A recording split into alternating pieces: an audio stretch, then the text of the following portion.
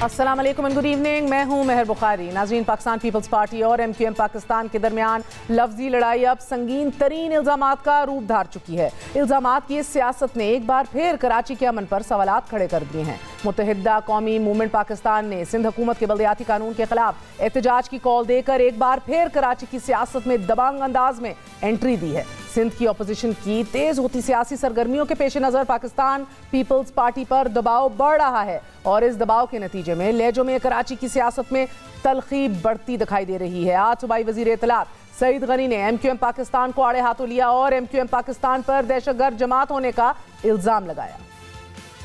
जिस जमात ने शहर को बर्बाद किया है, जिस जमात की वजह से शहर से बिजनेस गया है, जिस जमात की वजह से शहर की तालीम खराब हुई है, जिस जमात की वजह से यहाँ दहशतगर्दी परवान चढ़ी है, वो हमें कहते हैं कि हमने शहर को खराब कर दिया।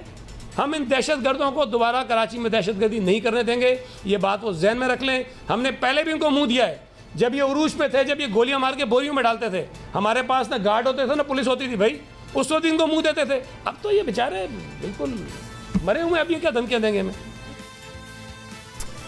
ये वही दहशतगर्द जमात थी कि जो 2008 के इलेक्शन के बाद वफाक और सूबे दोनों में पाकिस्तान पीपल्स पार्टी की इत्तेहादी रही।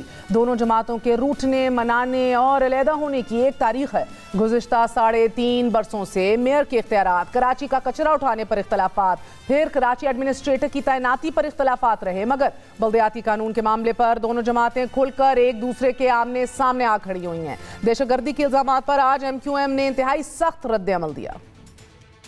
तशद्दुद का, आप दहशतगर्दी का इल्जाम लगाते रहो तो इस शहर कराची के लोग भूले नहीं हैं कि दहशतगर्दी किन के घरों से निकलती थी।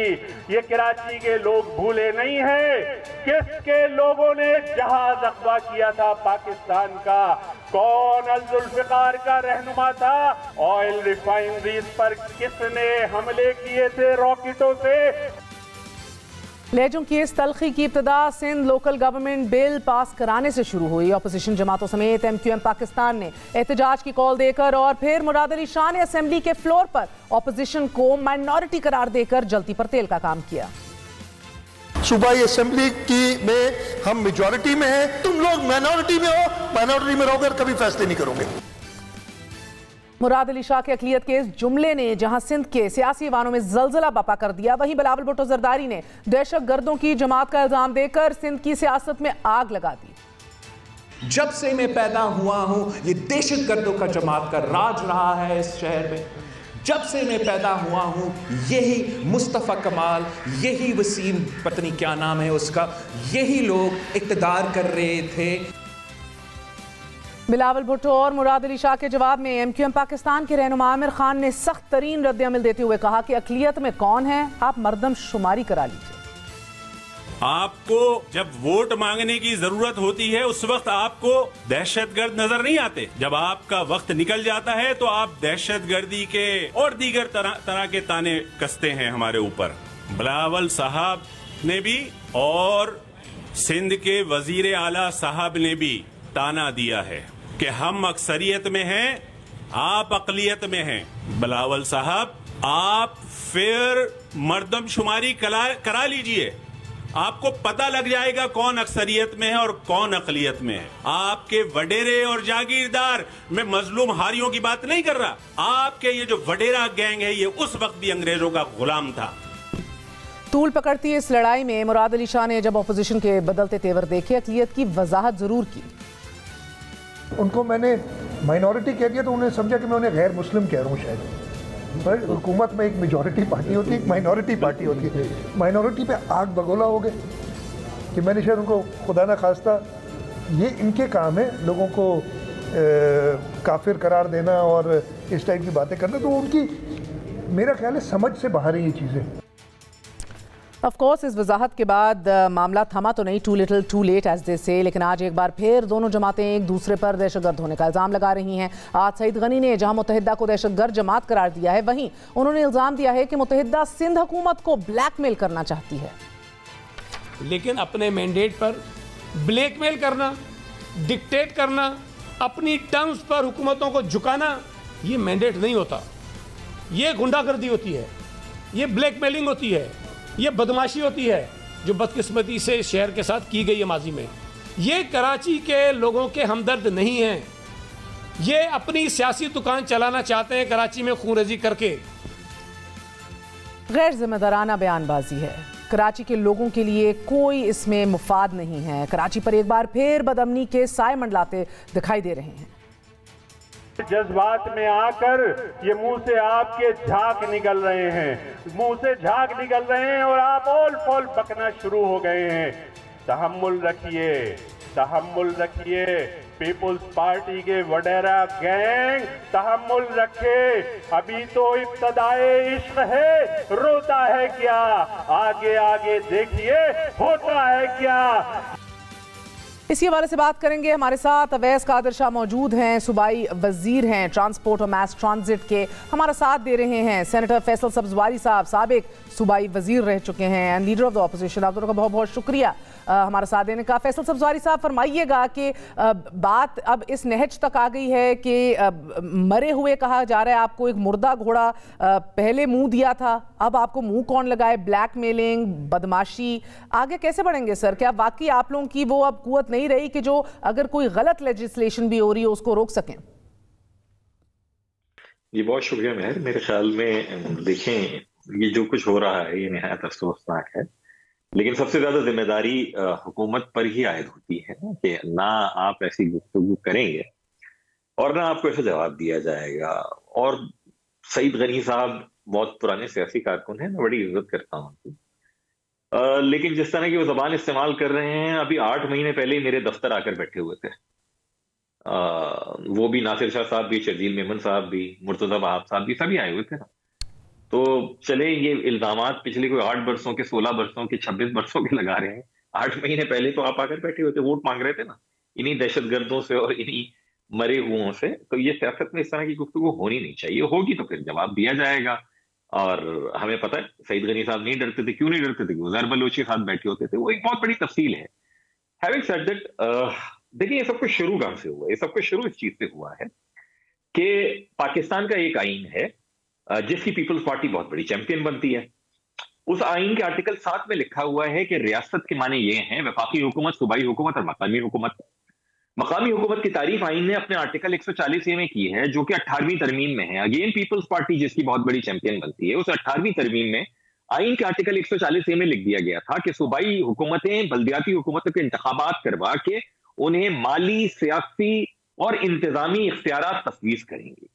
इन्होंने जब 2013 में यह कानून लेकर आए हैं, मैं उस वक्त लीडर ऑफ द ऑपोजिशन था, उस वक्त भी इनको एक्सपोज किया था कि ये जो आपको कानून है ये सरासर आइन के खिलाफ है। और अभी भी जो इन्होंने अमेंडमेंट्स की हैं, बेसिकली हम ये समझ रहे थे कि शायद अब जाकर जब इनको तजर्बा हो गया है, जब इनके लगाए हुए एडमिनिस्ट्रेटर जो खुद सूबाई काबीना के रुकन भी हैं, वो भी कह रहे हैं कि वाटर एंड सीवरेज बोर्ड और सैनिटेशन और टैक्सेशन लगाने के इख्तियारात और बहुत सारी चीजें मुंतखब मेयर के पास होनी चाहिए कराची के, तो शायद अब ये समझे होंगे और ये मुंतखब बल्दियाती हुकूमतों को इख्तियारात देंगे। लेकिन इन्होंने बजाय इसके कि प्रोग्रेसिव लेजिस्लेशन करते हैं, रिग्रेसिव की, उनसे तालीमी इदारे भी वापस ले रहे हैं, उनसे सेहत के मराकज भी ले रहे हैं और कह ये रहे हैं कि जनाब ये आपका चलाने का काम नहीं है, आप चला नहीं सकते। ये आप कौन होते हैं डिटरमिन करने वाले? या तो आप आइन में तरमीम करवा लीजिए कि बल्दियाती हुकूमतें निकाल दे। तो कहने का मकसद ये है, हमने जो नुक्ता उठाया वो कानूनी और आईनी था। हमने ये कहा कि शहरियों की फलाह इसमें है, एमक्यूएम का हो, पीपल्स पार्टी का हो, पीएमएलएन का हो, पीटीआई का हो, देखिए ये बातें तो अवैस कादिर शाह साहब गुफ्तो शनीद से ही तय हो सकती हैं। ये बातें किसी को उसकी औकात याद दिलाना, किसी को जिंदा या मुर्दा कहना, किसी को मुंह दिया था, कब मुंह दिया था, ये इस लबो लहजे पे बात क्यों आ गई है? एक संगीन, सीरियस, नाजुक तरीन ये लेजिस्लेशन है, निचली सतह तक आपने इख्तियारात मुंतकिल करने हैं, आप क्यों नहीं इनके साथ बैठ के गुफ्तगू करते या स्टैंडिंग कमिटीज़ में इनको लेकर आते, जो इनके एतराज़ात हैं वो उनको जायल करते, ख़त्म करते? आपने तो ऑपोजिशन को ही दीवार से लगा दिया है, ना वो स्टैंडिंग कमिटीज़ में मौजूद हैं, ना वो सिफारिशात देने के जोगी रहे हैं अंदर। क्या करेंगे? सिर्फ यही तमाशा चलता रहेगा and you will bulldoze your way through? बिस्मिल्लाहिर्रहमानिर्रहीम। देखें महर, मेरे भाई ने जो बात की या सईद गनी के बारे में या पीपल्स पार्टी के बारे में, बात शुरू कहाँ से हुई? सीएम साहब की स्पीच जिनकी उन्होंने वजाहत कर दी, उन्होंने कहा कि असेंबली में हम मेजॉरिटी में, आप मिनॉरिटी में हैं। मेरे भाइयों को एक मौका मिल गया जिनको बात करने के लिए कुछ नहीं था। 3-3.5 साल तक फेडरल गवर्नमेंट ने इनको भी मामू बनाया, इनका कोई वादा वफा ना हुआ फेडरल गवर्नमेंट का जो इनके साथ था। अब इनके पास लोगों में ले जाने के लिए कुछ नहीं है। ये आर्टिकल 40A की बात, 140A की बात करते हैं, ये इख्तियारात की बात करते हैं। मुझे ये बता दें कि 2013 के बाद जब अब ये बिल पेश हुआ तो नासिर शाह साहब ने पहले दिन, मैं आपके टाइम प्रोग्राम की वजह से टू द पॉइंट आ रहा हूं, पहले दिन नासिर शाह ने फ्लोर ऑफ द हाउस पे कहा कि सारी अपोजिशन जमातों को ऑन बोर्ड लिया गया है, आपके राइटिंग लेटर्स हमारे पास मौजूद हैं, हम जो बिल पेश करने जा रहे हैं आपको बोलने का पूरा मौका दिया जाएगा, आपको अमेंडमेंट्स का भी मौका दिया जाएगा, जो लॉ के एम्बिट में चीज़ें आती हैं, जिस तरीके से हम इस कानून को बेहतर बना सकते हैं, हम आप तैयार हैं, हम आपके साथ हैं, मिल के एक कानून बनाते हैं। चलें, नहीं हुआ, उस दिन भी मछली मार्केट किया, हमने गवर्नर साहब को बिल भेज दिया, वापस आ गया। ये इनसे पूछें क्या इनकी पार्टी ने इनको ये बताया है कि मिनिस्टर लोकल गवर्नमेंट इजलास शुरू होने से पहले इनके पास गए, अपोजिशन से बात की, सबको कहा कि हम अमेंडमेंट्स जो हैं सारी ला रहे हैं, बिल पेश कर रहे हैं, आपको मौका दिया जाएगा, इसके बाद भी अगर कोई आपकी अमेंडमेंट्स हैं तो आप बिल्कुल ले आएं, हम आपके साथ हैं, जो लोकल गवर्नमेंट लॉ को स्ट्रेंथन करने के लिए होगी, हम बिल्कुल एक्सेप्ट करेंगे। अच्छा, जस्ट वन सेकंड सवाल है सर। मसला ये शाहजी कि आप कह रहे हैं, हम इनको कह रहे हैं आइए और बैठ के गुफ्तगू कर लेते हैं, उनके पास तो बहुत सिफारिशात है देने को, तो ये बैठना क्यों मुमकिन नहीं हो रहा? आए रोज प्रेस कॉन्फ्रेंसेज में एक दूसरे को गाली गलोच और एक दूसरे के स्टेटस मुहिबुल वतनी को, एक दूसरे के नियतों को क्यों जांचा जा रहा है? बैठने में क्या रुकावट है ये बता दीजिए। महर ना कभी पाकिस्तान पीपल्स पार्टी ने पहल की है किसी चीज़ में, ना किसी पे, किसी के मुहिब्बुल वतनी पे शक किया है। गद्दार तो हमेशा हम ही रहे हैं, हमें ही कहा गया है, हम पे ही फतवे जारी होते हैं, फांसी भी हम ही चढ़ाए जाते हैं। कसूर हो या ना हो, पीपल्स पार्टी वालों की गर्दन बहुत पतली है। लेकिन दहशतगर्दी जो परवान चढ़ाते हैं वो हम तो ये कह रहे हैं। अच्छा, कौन सा कानून है? मैं सिर्फ उन 10 दिनों की इनकी सबकी प्रेस कॉन्फ्रेंस का हवाला दूंगा जो पहले दिन बिल पेश हुआ, फिर 10 दिन के बाद दूसरा बिल आया। अगर उनकी इन सारे दोस्तों की MQM के हो, PTI के हो या किसी और जमात के हो, जो प्रेस कॉन्फ्रेंस इन्होंने की, क्या मेयर को सॉलिड वेस्ट का चेयरमैन नहीं बनाया गया? 50 सफ़े पहले इस लॉ के हैं जिनमें इनके इख्तियारात लिखे हुए हैं, क्या इन्होंने पढ़े हैं वो 50 सफ़े? 5 पेजेस पे इनके टैक्सेस लिखे हुए हैं जो इनको रिटर्न इनको लेने हैं, वो इन्होंने क्या पढ़े हैं? क्या 1% वो जो इमूवेबल प्रॉपर्टी का टैक्स था वो भी इख्तियारात दिए गए? क्या टाउन्स बनाए गए? किसकी सिफारिशों पे बनाए गए? किन की डिमांड थी? वो जो 10 दिन का बीच में बफर आया है, अगर वो सारी स्टेटमेंट्स इनकी निकाल ली जाएं और वो जो इन्होंने मीडिया पे दी हैं या बात की है, देखिए अब वो सारी स्टेटमेंट से भी हट गए। इस असेंबली के इजलास को भी मछली मार्केट बना दिया इनको कि इनको कुछ बात नहीं करनी, इनको आगे लेके कुछ नहीं चलना।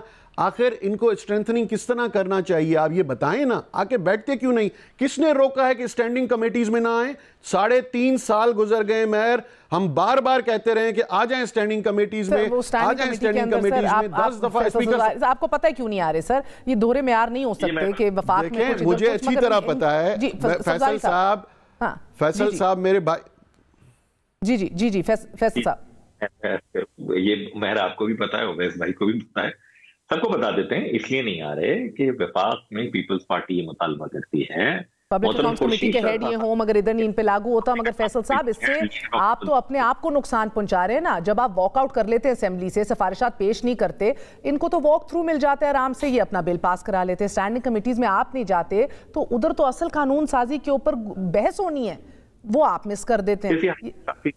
मैं अर्ज करूं, ये एक नुक्ता नजर हो सकता है। अच्छा, ये सिर्फ ज्यादती कराची और हैदराबाद के बाकियों से नहीं कर रहे, ये अवैस कादिर शाह खुद सक्खर से हैं, ये सक्खर के जैकबाबाद के लाड़काना के बासियों के साथ भी ज्यादती कर रहे हैं।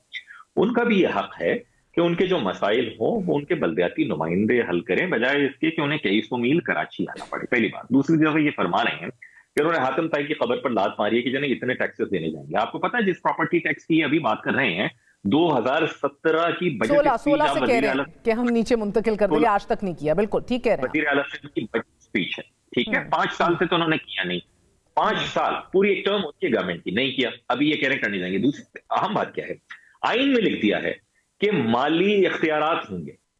अब आप मुझे ये बता दीजिए कि माली इख्तियारात प्रोविंशियल फाइनेंस कमीशन के बगैर कैसे मुमकिन है? इन्होंने प्रोविंशियल फाइनेंस कमीशन खत्म कर दिया जब से बिलावल साहब चेयरमैन बने अपनी पार्टी के, नेशनल फाइनेंस कमीशन की बहुत बात करती है Peoples Party. Provincial finance commission 2007 के बाद से 14 साल हो गए, 13 साल पीपल्स पार्टी की हुकूमत को हो गए। इन्होंने बनाया नहीं, 13 साल से मुराद अली शाह साहब वजीर खजाना है सूबे के, बनाया नहीं प्रोविंशियल फाइनेंस कमीशन। जब बनाया नहीं तो करते क्या है, जो रिसोर्स इनके पास है, जो इन्होंने एक फाइनेंस कमीशन एक सिस्टम के तहत देनी थी, उसको ये देते हैं एज ए चैरिटी। मिसाल के तौर के ऊपर 1998 तक यहाँ ऑक्ट्रॉय टैक्स होता था शहरों और जिलों का। उस सिंध हुकूमत के साथ, शहरों के साथ, कराची के साथ मुआहदा किया जनाब वफाकी हुकूमत ने कि हम चुंगी नाका खत्म कर रहे हैं। उस साल के ऑडिटेड अकाउंट्स के हिसाब से आपको हम जनरल सेल्स टैक्स, जो उस जमाने में एक्साइज ड्यूटी और जो कुछ है उसमें 1.5% बढ़ा के उसका शेयर आपको देंगे हर साल। कराची को और मुख्तलिफ अजला को, हैदराबाद को भी सबको पैसे मिलते थे जहां पर ऑक्ट्रॉय था। आपके इल्म में है जितने अरसे वसीम अख्तर मेयर रहे 4 वर्षों में 35 अरब रुपए वफाक ने ट्रांसफर किए कराची को ऑक्ट्रॉय जिला टैक्स की जो मद में, उनमें से 35 अरब रुपए की डंडी मार दी सूबाई हुकूमत ने। माली इख्तियार तो ये देते नहीं। 35 अरब रुपए। मुझे फैसल सजारी साहब देखिए ये जी मुझे वैसा मसला ये है कि अगर आपका मेयर ना भी आए तब भी पीपल्स पार्टी की चलेगी, क्योंकि इंतज़ामी मामलात आपने ऊपर उठा के लग लिए हैं। अवैस साहब, आप अगर सारे बोर्ड्स बना देंगे, कचरा उठाने से लेके हेल्थ से लेके हर चीज़ का बोर्ड बना है, ठेके आपने चाइनीज़ कंपनीज को देने, सवाल उठेंगे सर कि कितना कट लिया जाता है, ठेकों को देख के कितने अरब जो है अपनी जेब में डाले जाते हैं। एक तवील इसकी हिस्ट्री है बदकिस्मती से सिंध की। सर आप ये जानते हैं कि कितनी प्ली बारगेनिंग हुई है, कितने वॉलंटरी रिटर्न्स हुए हैं, कितने लोगों को वापस इंडक्ट कर लिया गया है। माने ना माने ये ऑन द रिकॉर्ड है ये चीजें। आप सवाल उठने की गुंजाइश क्यों दे रहे हैं? इसी तरह आप लोगों ने टाउन सिस्टम बहाल किए जो कि एमक्यूएम को सूट करना चाहिए, but the fact remain sir कि जो फॉर्मूला दिया है उसके तहत तो मलीर जैसी जगह के ऊपर भी जितने टाउन बनेंगे मेयर आप ही का आना है, और अगर खुदा ना खास्ता ना आया तब भी इख्तियारात सब आपके, चलनी आप ही की है। कान इधर से पकड़ें, घुमा के पकड़ें, बल्ले बल्ले है सर। मैं देखिए बहुत अच्छी बात की मेरे भाई फैसल ने, और बात करने के बहुत अच्छे हैं, किस तरह ट्विस्ट करते हैं चीज़ों को। 35 अरब रुपए दे दिए फेडरल गवर्नमेंट ने, सिंध गवर्नमेंट ने डंडी मार दी। कितने 100 अरब रुपए मिले हैं इन 4 सालों में वसीम अख्तर को? कुर्सी तो उन्होंने छोड़ी नहीं, बयान तो वो देते रहे, काम उन्होंने किया नहीं। वर्ल्ड बैंक के प्रोजेक्ट आए, फिर भी प्रोविंशियल गवर्नमेंट प्रायोरिटी दे कि भाई पूरे दूसरे अजला को छोड़ के मैक्सिमम 90% जितनी भी स्कीम्स हैं वो आप कराची की दे दें। अगर दूसरा कोई फॉरेन डोनर इदारा आता है वो भी स्कीम्स हम कराची को प्रेफर दे दें। टाउन्स अगर इनके कहने पे बनाए अब भी ये राजी नहीं है। अच्छा, ये मुख्तलिफ किस्म की बातें करने के बाद इनसे ये सवाल करता हूं कि भाई 4 साल तक बेचारा वसीम अख्तर जो बोलता रहा, अगर वो बिल्कुल उसके हाथ पाँव बांध दिए गए थे तो छोड़ देता, चला जाता, घर बैठ जाता, रिजाइन कर देता।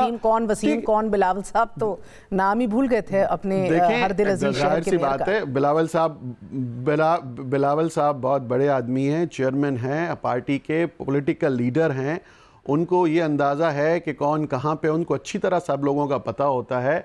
नाम वो किसी का नहीं भूलते, वो तो बहुत से ऐसे नाम भी याद रखे हुए उन्हें पता है जो शायद आम किसी को पता ना हो, जो फैसल साहब को पता हो। शायद इस वक्त भी खटके अगर मैं इसमें प्रोग्राम में ले लूँ कि पिछले 4 सालों में क्या क्या कहाँ हुआ। मुझे बता दें, आज सुप्रीम कोर्ट के जो हम केस भुगत रहे हैं, ये जो आज इस वक्त टावर्स गिराए जा रहे हैं, जो कंस्ट्रक्शन की चीज़ें आ रही हैं, ये किन के दौर में हुए? बताएं मुझे, ये बता क्यों नहीं रहे? क्या ये दौर उसमें पीपल्स पार्टी की हुकूमत थी? क्या उस वक्त यहाँ पे जो मेयर था वो हमारा था? बड़ा एक और अहम सवाल भी है, कितनी देखिए मेयर, कितनी स्ट्रीट्स थी, कितनी कराची की स्ट्रीट्स थी जहां पे 1000-2000 गज के बंगले में 2 खानदान रहते थे। वो स्ट्रीट मुस्तफा कमाल ने कमर्शियल कर दी, स्ट्रीट्स की स्ट्रीट्स। आज वहां पे 100-200 फ्लैट्स बने हुए हैं। किसने की थी ये? आज वो कौन भुगत रहा है? आज उसका खुमियाजा कौन भुगत रहा है? चाइना कटिंग कोई रात घर गए नहीं हुई, कोई 15 दिन में नहीं हुई। किसने की है ये? आज पीपल्स पार्टी पे इल्जाम आ रहा है। भाई मेरा सवाल ये है कि आप आखिर जिस इख्तियारात की डिमांड कर रहे हैं, आपने ये पिछले दफा जो वसीम अख्तर साहब को काम सौंपा गया वो तो वो कर नहीं सके। इस वक्त हमने एनहांस कर दी सारी चीजें, चारों सूबों को मैच कर रहे। बताएं पंजाब में क्या है, बलोचिस्तान में क्या है, केपी में क्या है, क्या कानून बना है फैसल भाई? रखें, मेरे ख्याल में अवैस भाई सूबे सिंध की बात हो रही है ना, तो वहां पर ही अगर हम कर लें कि जो आप वफाक में मुतालबा करते हैं आप सूबे में तो देते नहीं। अच्छा, मैं आऊं जनाब, मैं आगे बात पे। जी मैं शुरू करता हूँ जनाब। पहली बात तो ये, वर्ल्ड बैंक के जो प्रोग्राम्स है ना, ये कोई आप हातम ताई की खबर पर लात तो मार नहीं रहे। वर्ल्ड बैंक आइडेंटिफाई कर रहा है आपको कि कराची में करेंगे। मैंने या आपकी गवर्नमेंट ने नहीं बल्कि वर्ल्ड बैंक ने कहा कि कराची के लिए हम देंगे अपनी रिपोर्ट का 2017 में। अच्छा, पहली बात, ये वजीर ट्रांसपोर्ट है, मेरे भाई नासिर शाह वजीर ट्रांसपोर्ट थे, 13 साल में 13 बसें नहीं लाई हैं कराची शहर में। मेरी बात पे ये कहते हैं दहशतगर्दी, आप मुझे गलत साबित करें। कहते हैं मैंने 1200 बसें चला दी कराची में, मैं गलत साबित हो जाता, नंबर 1। नंबर 2, जो इन्होंने फरमाया कि जनाब वसीम अख्तर ने इस्तीफा क्यों नहीं दिया, वो शायद इस्तीफा दे देते तो ये अपना एक और एडमिनिस्ट्रेटर लगा लेते। और जो ये सारे के सारे काम कर रहे हैं, हम तो कोर्ट में गए कि आईन की तशरीह करें, इन्हें ये सूट नहीं किया। जितनी आईन की सुबह शाम बात करते हैं, कहते हैं अच्छा हम आईन के हिसाब से निजाम दें। मैं आपसे आखिरी सवाल ये सब्ज़ारी साहब पूछना चाह रही हूँ, मुझे बता दीजिए कि आप लोग इसलिए मुनकसिम हुए हैं और आप लोगों का कोऑर्डिनेटेड एफर्ट नहीं दिखाई दे रहा। आप लोग पब्लिक अकाउंट्स कमेटी बुलाते हैं, उसमें पीएसपी को नहीं बुलाते। सारे चार एक ही चीज़ रहे हैं, जमात इस्लामी हो, पीएसपी हो, तहरीक इंसाफ हो, आप हो, चारे एक ही चीज़ हैं, मगर अपने अपने नजरियाती मुफादात के लिए, सियासी मुफादात के लिए एक पेज पे नहीं आ पा रहे। पीएसपी को नहीं बुलाया, या तो डायलॉग करें सबको बिठा के, सर तो कैसे नहीं ये लोग इलेक्शन में जा नहीं सकते। अब मसला ये है महर कि इलेक्शन में जाया नहीं जा सकता। 3 साल तक जो वादे किए गए वो वफा ना हुए। अब नजर आ रहा है कि अगर इस निचले लेवल तक हमें एक बहुत बुरी डिफीट हुई तो हम किस मुंह से आगे बात करेंगे कि ये सीट्स हमारी हैं? क्या दावा करेंगे जो हमने पहले दावे किए थे कि इस शहर के हम रिप्रेजेंटेटिव हैं, हमें रिप्रेजेंटेशन मिलती है। मुस्तफा कमाल के साथ खड़े हो गए तो आप जा नहीं सकते कराची वालों के लिए भी। मैं अवैध भाई को दावत देता हूं कि ये ऐसा करें, सिंध हुकूमत ने चांद तारे लगा दिए ना कराची शहर में, जहां से ये 90% रेवेन्यू सूबाई खजाने का कमाते हैं, जहां से general sales tax and services 99% collect करते हैं, जहाँ का इंफ्रास्ट्रक्चर सिर्फ कंबर दादू के नाम के ऊपर। फैसल भाई पॉइंट पे बात करो, पॉइंट पे बात कर रहे हैं, इलेक्शन पे, लोकल गवर्नमेंट पे बात कर लें। जी मैं उसी पे बात कर रहा हूं भाई, ये प्रॉपर्टी इलेक्शंस पे बात कर लो मेरे भाई। जल्दी से, मेरा वक्त खत्म हो गया फैसल सज़ारी साहब। कराची में इलेक्शन मेरे ख्याल में बता देंगे, और जमात इस्लामी को हमने इन्वाइट किया था, उन्होंने मुनासिब नहीं समझा आना तो ठीक है, बाकी जिस जमात को हमने बुलाया था वो सारी की सारी जमातें आई हैं। पीएसपी को बुलाया था सर? नहीं जी, हमने उनको नहीं बुलाया मेरे ख्याल में, बाकी जमातों को हमने बुलाया था। अपने सियासी मुफादात कराची वालों के मुफादात या सिंध के मुफादात से ऊपर है? नहीं, देखिए महर, आप इसको इस तरीके से ले सकती हैं कि अगर किसी पे सियासी चपकलिश इस हद तक बढ़ गई है कि एक साहब गालम गलोच अपनी तकारीर में कर रहे हो, महर वन लाइन अब और वो कौन सी ऐसी हद पे चले गए हैं जो अभी पीपल्स पार्टी ने आपके साथ नहीं किया सर पिछले 48 घंटों में? One line from my side. Yes अवैध साहब, क्विकली। पार्टी जो है ना उसके देखिए, मैं सिर्फ इतना कहूंगा कि अब कुछ टाइम के बाद बहुत सी ऐसी चीजें वाजे हो जाएंगी कि मेरे कराची, मेरे पूरे सूबे में रहने वाले जो दोस्त हैं उनके सामने सारी चीजें खुल के सामने आ जाएंगी कि आखिर पॉलिटिकली कौन चाहता है कि लोकल गवर्नमेंट आए और ठीक है, मेरा आखिरी निचले सतह तक हो, इनके मकासद क्या हैं ये वाजे हो जाएंगे कुछ दिनों। ठीक है सर, पता नहीं अब कुछ दिन में क्या होने वाला है। फैसल सज़ारी, आखिरी बात, कल मुस्तफा कमाल साहब ने कहा है बल्दियाती निजाम में तब्दीली के लिए MQM की क़यादत से मिल बैठने को तैयार हूं। आप तैयार हैं? नहीं चाहिए, कोई भी हमसे आकर बात करना चाहेगा तो हम उसके ऊपर तैयार होंगे। बहुत बहुत शुक्रिया फैसल सज़वारी और अवैस कादर शाह साहब, इनकी गुफ्तगू आपने मुलाहिज़ा की। नाज़रीन, एक वक्फा लेते हैं, वक्फे के बाद हाजिर होंगे। Stay with us.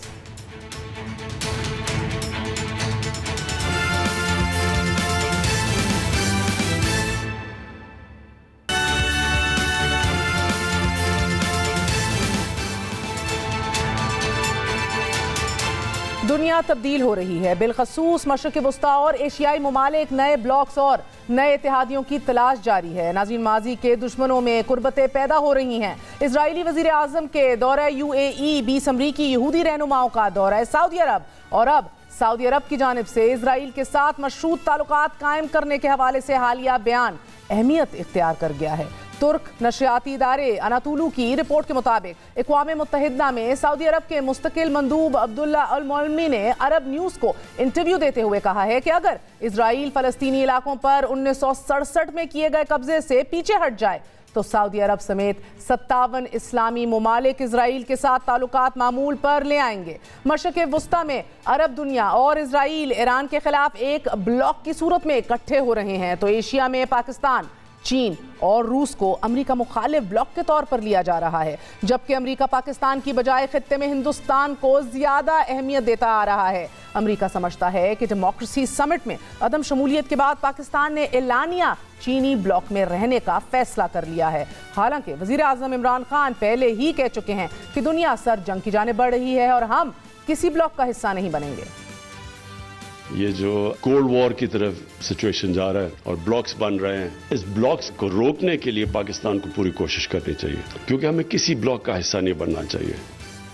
पाकिस्तानी सफारती ज़राए के मुताबिक हुकूमत की जानिब से डेमोक्रेसी समिट में शिरकत ना करने के बाद अमरीका की जानिब से नापसंदीदगी का इजहार किया गया, कि जिसके बाद पाकिस्तान बिलखसूस वजारत खारजा को मुतहर्रिक किया गया है। आज ट्रिब्यून में छपने वाली कामरान यूसुफ की खबर के मुताबिक वजीर खारजा शाह महमूद कुरैशी ने अमरीकी नायब वजीर खारजा वेंडी शर्मन को टेलीफोन करके ये बावर करवाने की कोशिश की है कि पाकिस्तान की जानिब से कॉन्फ्रेंस में शिरकत ना करने का मतलब हरगिज ये ना लिया जाए कि हम किसी ब्लॉक में शामिल हो गए हैं या फिर हमें वॉशिंगटन के साथ दो तरफा ताल्लुकात में कोई दिलचस्पी नहीं रही। वजीर खारजा शाह महमूद कुरैशी ने एक ऐसे वक्त में राब्ता किया कि जब पाकिस्तान में मौजूद अमरीकी सफीर डोनाल्ड ब्लूम ने जोर दिया है कि पाकिस्तान लश्कर तैयबा और जैश मोहम्मद के खिलाफ कार्रवाई करे। अमरीका की जानिब से मुतालबे एक ऐसे वक्त में हो रहे हैं कि जब अफगानिस्तान को लेकर अमरीका पाकिस्तान पर एतमाद करने को तैयार ही नहीं, साथ ही पाकिस्तान पर दबाव है कि वो अपने आप को चीनी ब्लॉक में शमूलियत के हवाले से वाज़े मौक़िफ़ इख्तियार करे। बहरहाल ये पहला मौका नहीं है, लेकिन आज ही वज़ीर आज़म इमरान खान की ज़ेर सदारत अफगानिस्तान की सूरत हाल पर इजलास हुआ। इजलास में अफगानिस्तान की सूरत हाल को लेकर तशवीश का इजहार करते हुए इमरान खान साहब की तरफ से बयान सामने आया कि आलमी दुनिया अफगानिस्तान के कमजोर लोगों की मदद करे, जबकि पाकिस्तान की जानिब से एक बार फिर अफगानिस्तान को इंसानी बहरान से बचाने के लिए मदद का जो है एक बार फिर तहैया किया गया है, ह्यूमैनिटेरियन क्राइसिस से निकालने के हवाले से। नाज़रीन, इसी हवाले से इजलास एक ऐसे वक्त में हो रहा है जब इतवार को OIC मुमालिक के वज़राए खारजा का अहम तरीन इजलास होने जा रहा है इस्लामाबाद में दहाइयों के बाद, जिसका मकसद अफगान अवाम की मुश्किलात को उजागर करना और उनकी मदद करना है। बात करेंगे national security adviser Moeed Yusuf साहब से। मोईद साहब, अस्सलाम वालेकुम, thank you very much indeed for joining us. Sir, फरमा दीजिएगा कि ये अमेरिका पाकिस्तान से गुज़िश्ता 6 माह से कोई डिस्कशन नहीं कर रहा, कोई बात आगे नहीं बढ़ी। हमारे वज़ारत ख़ारजा और अमेरिका में मौजूद सफ़ीर ने भी बड़ी कोशिशें की हैं, ना टेलीफोन कॉल आई है, ना बात आगे बढ़ी है, और अब एक बार फिर अमेरिका की जानिब से डेमोक्रेसी समिट में शिरकत की दावत को हमने छोड़ दिया, फिर वज़ीर ख़ारजा को जाके सफाइयाँ पेश करना पड़ गई हैं। स्टेटस क्या है sir exactly, where are we standing, why is there no clarity? शुक्रिया मेहर। एक तो आप लोगों की भी समझ नहीं आती, जब कोई स्टैंड लें तो फिर आप लोग नाराज हो जाते हैं, जब ना लें तो फिर आप कहते हैं जी ये लेट गए उनके सामने। तो भाई बात ये है कि एक मुल्क ने अपने इंटरेस्ट को देख के फैसला करना है। So we look at various aspects of something और फिर हम एक डिसीजन लेते हैं कि पाकिस्तान के हक में फलां चीज बेहतर है या नहीं। अब एक केस में ऐसा हो सकता है कि पाकिस्तान के हक में ये बेहतर हो कि किसी एक समिट पे ना एंगेज किया जाए। Another case it could be कि हम चाहते हो कि हमने एंगेज करना है, वो ना बुलाए तो उस पर हम प्रोटेस्ट करें कि आपने क्यों नहीं बुलाया। तो रियासतों को ऐसे ही फैसला करना चाहिए ना, ये तो नहीं है कि बस एक अमेरिका तो हर चीज में जाएं या किसी चीज में ना जाएं। मैं आपको समिट का बता देता हूं ताकि ये बात क्लियर हो जाए। देखिए, बात ये है कि अभी आप देख लें कि समिट के बाद क्या फीडबैक आ रही है उस समिट की, कि नहीं ये डिवाइसिव था, उसमें 110 मुल्क की जगह पता नहीं है 90 आए वगैरह। हमारा जो लॉजिक है उसको भी समझ लें। ये समिट 2 बड़े सेशंस थे इस समिट के, एक प्रेसिडेंट बाइडेन चेयर कर रहे थे, एक सेक्रेटरी उनके ब्लिंकन चेयर कर रहे थे। ये इंटरैक्टिव सेशंस थे। इन इंटरैक्टिव सेशंस में हमारा कोई रोल नहीं था उनके सेटअप के मुताबिक, और वज़ीर आज़म पाकिस्तान का 3 मिनट का एक रिकॉर्डेड मैसेज चलना था। अच्छा, तो अगर सिर्फ रिकॉर्डेड मैसेज चलना था तो it's a very logical thought कि भाई रिकॉर्डेड मैसेज तो हम वैसे भेज सकते हैं। अगर इंटरैक्टिव सेशन में मौका नहीं मिलना अपना मौक़िफ़ देने का, then it didn't really seem worth the effort। ये बेसिक आर्ग्यूमेंट है। फिर उसमें और भी हैं, बिल्कुल हैं। हमें देखना है कि हमारे बाकी हलीफों का क्या व्यू है, क्या उसमें को हमें नुकसान होगा, ये तमाम चीजें देख के फैसला किया जाता है। It's no big deal. उसके बाद वजीर खारजा की उनकी वेंडी शर्मन जो है डिप्टी सेक्रेटरी ऑफ स्टेट, उनसे बात हुई, बड़ी अच्छी बात हुई। एंड दे सेड कि हम आपको फिजिकली अगली दफा जब होगा तो बुलाना चाहते हैं, फिजिकल होगा, मौका मिलेगा एंगेज करने का, विल कंसिडर इट। तो इसमें कोई ऐसी बात नहीं है कि एक समिट में नहीं गए तो ताल्लुक खराब हो गया। ताल्लुक की जो पेचीदगियां हैं, पॉजिटिव्स नेगेटिव्स, वो इस समिट से लिंक नहीं है, वो आपको भी पता है। लेकिन states should not be deciding कि अमेरिका ने बुला लिया तो चले गए, किसी दिन कहा जी बस नहीं जाना तो लड़ाई होगी। जहां पे आपका फायदा है वो आप बिल्कुल करें, जहां यू फील नहीं है आप यू मेक अनदर डिसीजन। सो यानी कि आप कह रहे हैं इंटरैक्टिव सेशन में पीएम का कोई किरदार नहीं था, so they didn't really make sense to go, यानी कि अहमियत भी तो नहीं वो दी जा रही। ठीक है, and I respect the fact कि हम अपने सही फैसले कर रहे हैं, लेकिन मोहित यूसुफ साहब, अमरीकी सफीर ने भी लश्कर तैयबा और जैश मोहम्मद के खिलाफ कार्रवाई करने की बात आज एक बार फिर की है। सो कीप इन माइंड फैटिफ की तलवार हमारे सर पे लटक रही है, हम उधर गए नहीं हैं, वो लश्कर तैयबा और जैश मोहम्मद का फिर जिक्र कर रहे हैं। नेशनल एक्शन प्लान में भी इन तंजीमों के खिलाफ कार्रवाइयां करने का कहा गया था। सो लश्कर तैयबा जैश मोहम्मद का भी क्या स्टेटस है? ये मेरे ख्याल में जब से मेरी याददाश्त जहाँ तक वापस जाती तब से यही सुनता जा रहा हूँ, कभी कोई नाम, कभी कोई नाम, कभी कोई नाम। तो ठीक है, वो कह रहे हैं जो कह रहे हैं। यहाँ अगर वो कहीं, मुझे तो अब नजर नहीं आ रहे कौन सा ग्रुप, क्या वो एक वक्त था जब ये बात होती थी, को कॉन्टेक्स्ट था। अभी उनको भी चाहिए कि थोड़े टॉकिंग पॉइंट्स अपडेट कर ले, या मतलब को 10 साल से 20 साल तो पुराने हो गए टॉकिंग पॉइंट। बहरहाल देखें, हमारा तो कोई किसी किस्म का इंटरेस्ट नहीं है कि कोई भी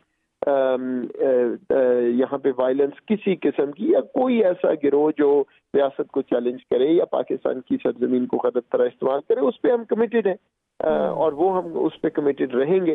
बाकी ये वो इंडिया का एक टॉकिंग पॉइंट है, वो हर दफा आ जाता है, कभी एक एंगल से कभी दूसरे से, तो ठीक है, वो कहते हैं। नहीं मगर सर इम्पोर्टेंट इसलिए भी है, वो एवी तो चीज़ें रिपीट करना आप कह रहे हैं, आई मीन ये बहुत बड़ा एक पॉइंट है, बिकॉज एक हम लोग अपने ऑप्टिक्स के अंदर भी तो मार खाते हैं। तासुर ये है कि जब साबिक DGISI काबुल का दौरा करेंगे तो फिर दुनिया क्यों आप पर एतमाद करेगी, सवाल उठाएगी, and we don't like those questions, but then you give them a chance to ask those questions. साथ ही सोशल मीडिया पर भी फॉल ऑफ काबुल के बाद जो कुछ पोस्ट हुआ है वो तो दुनिया ने देख लिया है। सो अफगानिस्तान को लेकर अमेरिका और पूरी दुनिया पाकिस्तान पर आज भी एतमाद करने को तैयार नहीं है, and they bringing up the same points again. नहीं, मुझे ये बात आज तक समझ नहीं आई। एक पाकिस्तान का इंटेलिजेंस चीफ अफगानिस्तान जाता है क्योंकि 1600 मील का बॉर्डर है और बॉर्डर से खदशा है कि वहां से दहशतगर्द आएंगे, जब वहां बिल्कुल सिचुएशन फ्लक्स में थी, कंट्रोल नहीं था, एक सेमी एनार्की टाइप का एक कंसर्न था। तो हर दुनिया का इंटेलिजेंस चीफ क्या तो स्पेशल रिप्रेजेंटेटिव क्या, वो तो तालिबान से एंगेज्ड है, वो तो दोहा में बैठ के वहां पे रोज सुबह शाम 6, 8, 10 महीने साल पूरा वहां लगे रहे। तो मेरा हमसाया है, अगर हमें कोई कंसर्न्स हैं, अगर हमें कोई ऐसे इश्यूज हैं जो उनसे बात करनी है, तो पाकिस्तान का इंटेलिजेंस चीफ वहां जाके बात नहीं कर सकता। मुझे ये लॉजिक ही नहीं कभी समझ आया। अगर हमारे ये बेनिफिट में है कि चाहे मैं जाऊं, चाहे DGISI जाए, चाहे कोई और जाए, ताकि पाकिस्तान के मफादात को प्रोटेक्ट किया जाए। वज़ीर दिफा भी जा सकते थे, इंटीरियर मिनिस्टर भी, but I do understand what you are saying. बिल्कुल CIA चीफ से मुलाकात हो सकती है, तो ये भी ठीक है। मोहित यूसुफ साहब, पाकिस्तान TTP से मुज़ाकरात कर रहा था और ये मुज़ाकरात अफगान तालिबान की सहूलतकारी और ख्वाहिश के मुताबिक हो रहे थे, लेकिन अब जबकि TTP से ये मुज़ाकरात कॉल ऑफ हो गए, ख़त्म हो गए, हमले शुरू हो गए, सो इस पर पाकिस्तान का एज ऑफ राइट नाउ क्या मौक़िफ़ है? ये स्मूथ प्रोसेसेस नहीं होते कभी भी, आपको पता है, ना इंसर्जेंसी स्मूथ होती है, ना पोस्ट इंसर्जेंसी पीरियड स्मूथ होते हैं। ये इसी तरह जॉकिंग होती है, एक दिन कोई स्टेटमेंट आ गई, फिर पता चलता है नहीं जी ये तो फलां ने नहीं दी, फलां धड़े ने दे दी, फिर किसी ने कोई बात कर दी, किसी ने काम करेंगे, किसी ने कहा नहीं करेंगे। ये इसी तरह अप्स एंड डाउन रहते हैं, तो बड़ा प्रोलॉन्ग प्रोसेस होता है। लेकिन मैंने पहले भी बहुत दफा ऑन एयर कहा है कि इस पे बहुत ज्यादा हाइप हो गई है। There is nothing there at this point. आगे चलेगा, अगर कोई चीज निकलेगी तो इंशाल्लाह आपको भी पता होगा और सबको पता होगा, but we are just not there. Mohit Yusuf साहब, what do you mean hype है? What do you mean there is nothing there? वजाहत करें ना, what is not there, what should be there. यानी कि हमें नहीं पता, हम तो सारे वैक्यूम में ऑपरेट कर रहे हैं। खबर आती है, डिनाई कर दी जाती है, खबर आती है, तस्दीक हो जाती है। तो खबरें तो अब ये भी आ रही हैं तालिबान कैदियों को रिहा कर दिया गया था, क्या आप बताना पसंद करेंगे कि कितने कैदी रिहा किए हैं अभी तक? नहीं है ठीक, वो बात ठीक नहीं है। वो नंबर आता रहता है, पता नहीं कभी को 100, 200, जो भी मैंने भी वो देखा है, वो बात ठीक नहीं है। इनके सिर्फ जो डी रेडिकलाइजेशन प्रोग्राम्स में लोग गए थे, जो हमारे डी रेडिकलाइजेशन पाकिस्तान के प्रोग्राम है, उसमें सिर्फ TTP नहीं और भी बहुत से गए थे जब ये दहशतगर्दी थी। वो एक पूरा प्रोसेस है। वो लोग जब डी रेडिकलाइजेशन प्रोसेस से निकल जाते हैं तो वो जाके कम्युनिटी में दोबारा से अपने आप को सिमुलेट करते हैं। वो सिर्फ इनका नहीं, हर उस शख्स का जो रेडिकलाइज था जिसके लिए हमने वो किया है, वो उस कॉन्टेक्स्ट में बात शायद हुई होगी। लेकिन उसके अलावा इस तरह के हमने कोई स्कोर्स ऑफ मैंने पढ़ा कि जी छोड़ दिए, और वो ऐसी बात नहीं है। सो रेडिकलाइजेशन प्रोसेस खत्म होने से पहले किसी को रिहा नहीं किया गया आपके मुताबिक। और ये बहरहाल मोहित यूसुफ साहब, ये भी हकीकत है कि हर मुल्क के अपने मुफादात होते हैं। पाकिस्तान के मुफादात में नहीं कि वो सऊदी अरब और चीन को नाराज करे, मगर माजी में हमने ये भी देखा है कि शाह महमूद कुरैशी साहब के बयान की वजह से सऊदी अरब नाराज हुआ, उन्होंने तेल की सहूलत वापस ले ली, कर्ज के $3 अरब वापस मांग लिए। इसमें तो आप देख रहे हैं कि कहीं ना कहीं इसको आप मिसमैनेजमेंट कह लीजिए या कहीं ना कहीं बहुत गलत आप लोगों ने फैसले उठाए हैं, ये तो ब्लंडर्स हैं। तो क्या इस हुकूमत के अंदर अब आपके पास ये मजीद स्पेस है ऐसे ब्लंडर्स करने की? अभी तो सऊदी अरेबिया से ताल्लुकात बिल्कुल ठीक है अल्हम्दुलिल्लाह। अभी उन्होंने वो 3 मिलियन का जो डिपॉजिट भी दिया है, तो ये तो आप पुरानी बात करें, अभी क्या इशू है? अभी तो बड़ा मैं बताती हूँ, एवरीथिंग इज आप लोगों ने कल भी मिसकैलकुलेट किया और अभी ये इशू है सर कि अब उन्होंने कह दिया कि 72 घंटों के अंदर अंदर हमें पैसे वापस चाहिए, वील पुल योर लाइफलाइन, हमें पैसे वापस करने हैं। उन्होंने ये भी कह दिया कि IMF से अगर आपने डिफॉल्ट किया हम फिर भी पैसे वापस ले लेंगे। ये 72 घंटों के अंदर और फिर हमारी खुद मुख्तारी, हमारी बका की हम बातें करते हैं, ये फर्क है सर, इट इज ग्लेयरिंग, हमारे मुंह पे है ये फर्क। नहीं, ये बात फर्क है, ये बात कम्युनिकेशन की नहीं है। ये बात ये है महर कि जब तक हम अपने इंटरनल इश्यूज को ठीक पूरी तरह नहीं करेंगे, इकोनॉमी कंपेटिटिव नहीं होगी, तब तक ये मामला ऐसे ही चलेगा, सऊदी अरब हो या कोई भी हो। देखें, मैं आपको एक चीज बताऊं, ये प्लीज इसको इंटरनलाइज करें। आज की दुनिया में खैरात पे इकोनॉमीज नहीं चलती, चाहे आपका जितना मर्जी कोई हलीफ हो, अच्छा हो बुरा हो, लेकिन ये ज़हन से निकाल देना चाहिए हमें कि सिर्फ भाईचारे में सारी जिंदगी हमें कोई हेल्प करता रहेगा। जब मौके आएंगे करेंगे। बड़े अच्छे, सऊदी अरेबिया से अच्छा कौन दोस्त हमारा हुआ है, चीन से अच्छा कौन हुआ है, वो होगा। But it is about time we get out of this mindset, figure out कि क्यों ऐसा है कि इन्वेस्टर पाकिस्तान नहीं आ रहा, क्यों ऐसा है कि एक्सपोर्ट उतनी नहीं हुई ट्रेडिशनली जितनी होनी चाहिए, कहाँ पे कोई कमजोरी रही है। ये जो हम बार बार बात करते हैं जी एनर्जी कैपेसिटी पेमेंट, ये पाकिस्तानी हुक्मरान ही थे ना पिछले जो साइन करके गए थे। तो ये हमें थोड़ा सा अब इंट्रोस्पेक्ट करना है, उस पॉइंट पे आना है कि हम बजाय ये कहने के कि जी हमें ये चीज दे दें, हम ये कहें हमारे ये प्रोडक्ट्स कंपेटिटिव हैं, ये सर्विसेज कंपेटिटिव हैं, इन्वेस्टर तशरीफ लाए, हम ये मराद देने को तैयार है। Then you will have the self-respect and then you will be respected by the world as you should be. इसमें सऊदी अरेबिया, चाइना, अमेरिका का इशू नहीं है। ये बेसिक पॉइंट ये है कि आपके वो फंडामेंटल्स जब तक हाथ में नहीं ठीक होंगे तब तक इसी तरह ये मामला कभी ठीक होगा कभी खराब होगा।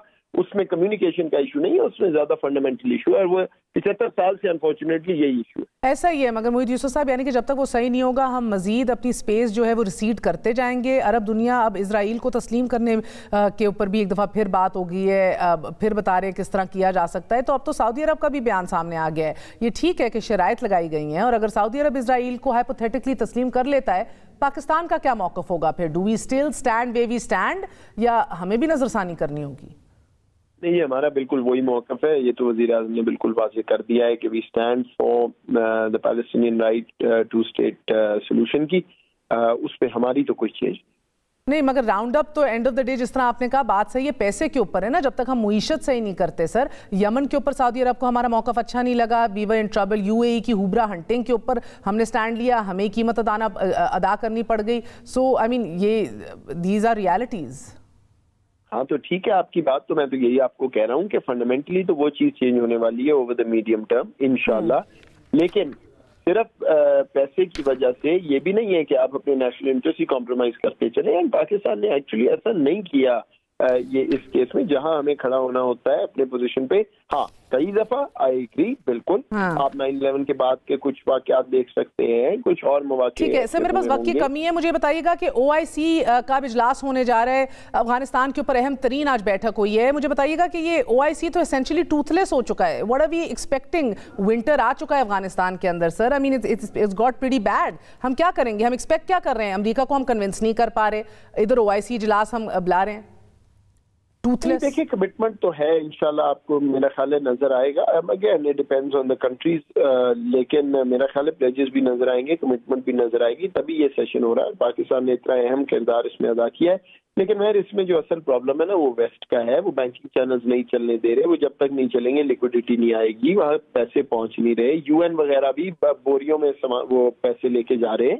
ये जब तक वो मामला ठीक नहीं होगा, ये बहुत ही मुश्किल है इस पीरियड में बहुत ज्यादा वहां पे इमदाद पहुंचाना जिस तरह पहुंचनी चाहिए। बट आई थिंक OIC इंशाल्लाह विल प्ले इट्स रोल। क्यों नहीं करेंगे?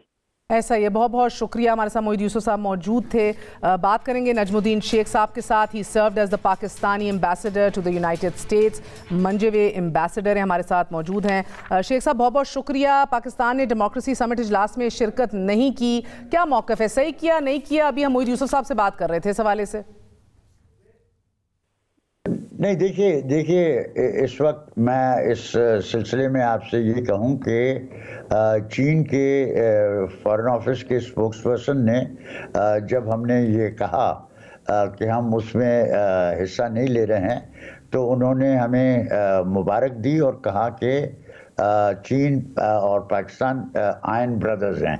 तो वाज़ेह है कि अगर हमसे या तो चीन ने ये रिक्वेस्ट की थी कि हम इसमें हिस्सा न लें, या हमने फैसला किया कि चीन की एतराज़ात जो हैं उनको मद्देनज़र रखते हुए हमें इसमें शामिल नहीं होना चाहिए।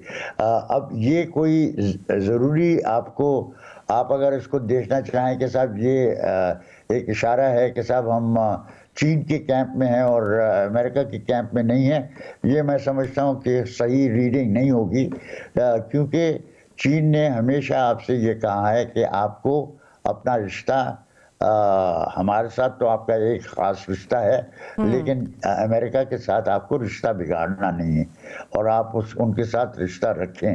और हमारी पॉलिसी भी इसी नौइयत की रही है, और इसी वजह से जब प्राइम मिनिस्टर इमरान खान ने अभी कहा है कि हम ब्लॉक का हिस्सा नहीं बनना चाहते, तो वो इसी का हिस्सा है कि हम हमारे जो इक्तिसादी